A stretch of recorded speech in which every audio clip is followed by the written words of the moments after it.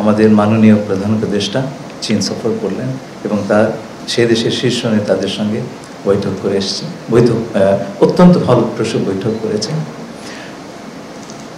আরও একটি কারণে আমি এই সফরটিকে ঐতিহাসিক বলবো।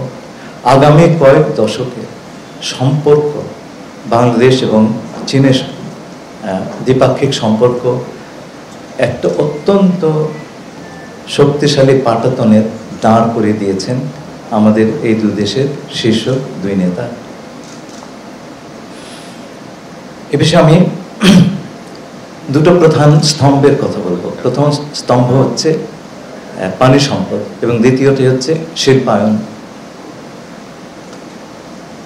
আমরা নদীমাতৃক দেশ এবং আমাদের জীবনযাত্রা পানির ওপর বহুলাংশে নির্ভরশীল। প্রকৃতির এবং পরিবেশের যে পরিবর্তন আগামী 50 বছরে তার কি প্রভাব বাংলাদেশের জনগণের ওপর পড়বে, সেই কনসিডারেশনে আমাদের প্রধান উপদেষ্টা চীনের সাথে পানি সম্পদ নিয়ে দীর্ঘ, বিস্তৃত এবং গভীর আলোক করেছেন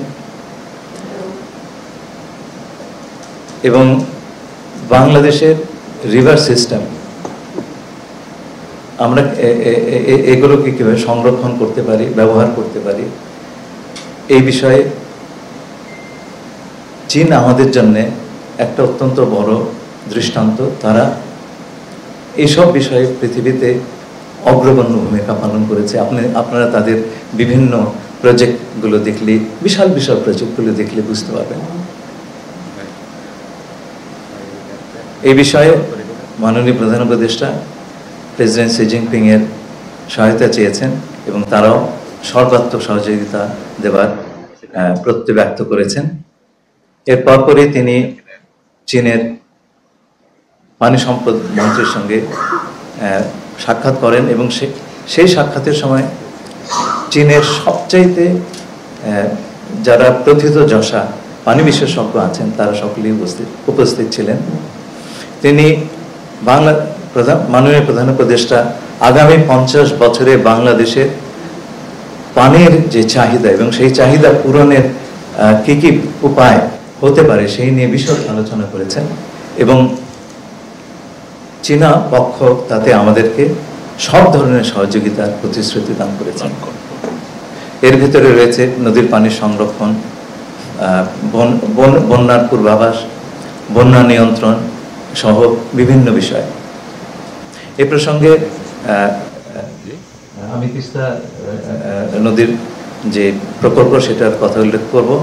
এই প্রকল্পটা আগেই হয়েছিল এবং এতে আমরা চীনা প্রতিষ্ঠানগুলোর অংশগ্রহণের জন্য আগ্রহ ব্যক্ত করেছি এবং তারাও এই বিষয়ে ইতিবাচক প্রতিক্রিয়া দেখিয়েছেন। আপনারা এর প্রতিফলন দেখতে পারবেন জয়েন্ট স্টেটমেন্টে। দ্বিতীয়ত হচ্ছে শিল্পায়ন। আপনারা সকলেই জানেন দেন শিয়াওপিং যখন চীনে বিস্তৃত এবং গভীর সংস্কার সাধন করলেন, তার একটা প্রধান উদ্দেশ্য ছিল ফরেন ডিরেক্ট ইনভেস্টমেন্ট চীনের প্রতি আকৃষ্ট করার। এবং এই রিফর্মের ফলে আমরা দেখেছি 80 সালের থেকে শুরু হয়ে আজ পর্যন্ত বিশাল পরিমাণ এফডিআই বা ফরেন ডিরেক্ট ইনভেস্টমেন্ট বিশেষ করে পশ্চিমা দেশগুলো এবং মার্কিন যুক্তরাষ্ট্র থেকে চায়নাতে এসেছে।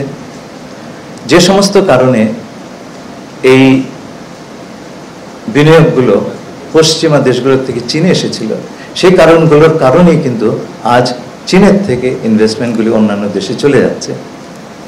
ভিয়েতনামে চলে গেছে অনেকটুকুই এবং তা আমাদের দেশে আমরা আকৃষ্ট করবার চেষ্টা করছি। আগামী দিনগুলোতে আমাদের যুব সম্প্রদায়ের যে কর্মসংস্থান তার অনেকটাই নির্ভর করবে আমাদের শিল্পায়নের গতির ওপরে। জীবনের সব আয়োজন এখানে একসাথে।